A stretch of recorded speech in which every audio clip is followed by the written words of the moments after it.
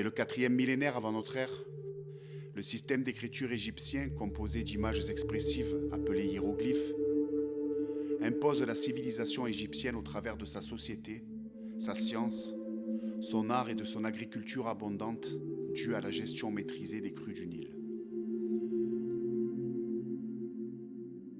Mais parmi tous ces hiéroglyphes, qui représentent des objets, des moments de vie quotidienne ou des divinités, un seul reste abstrait, l'Ankh.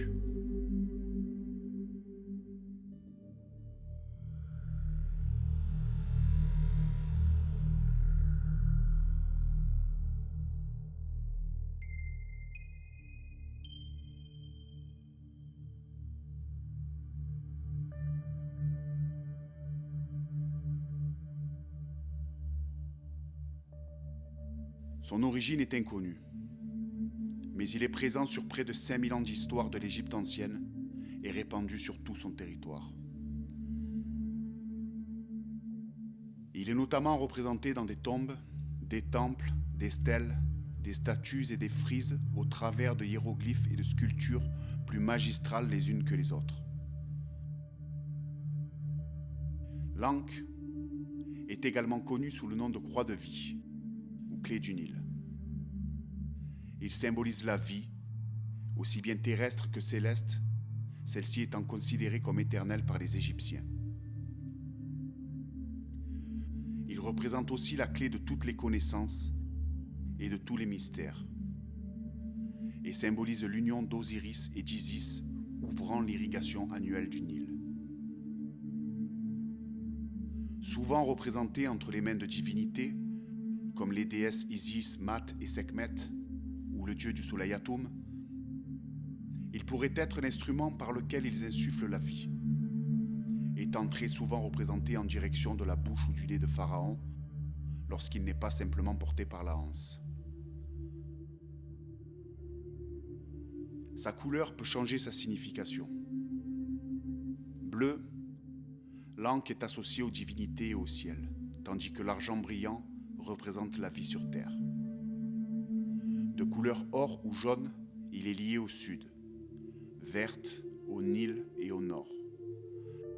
Et en argent oxydé, il évoque l'ouest et le monde des morts.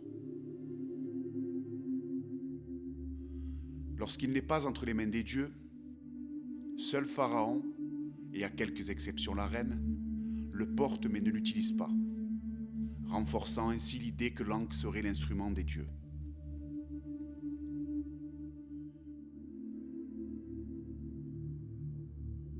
Dans les années 90, émerge une théorie selon laquelle l'Ankh serait une technologie issue d'une civilisation antérieure au pharaon et probablement exogène, c'est-à-dire extérieure à la Terre, et que cette technologie pourrait être à l'origine de la création de l'homme.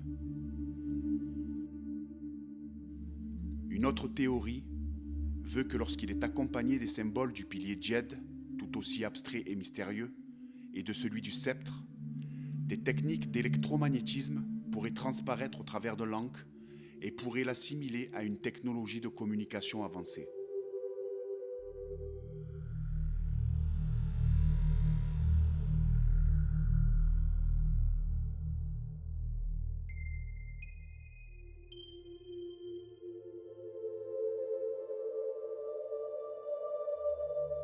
Les égyptologues ont eux une vision bien différente de l'Ankh.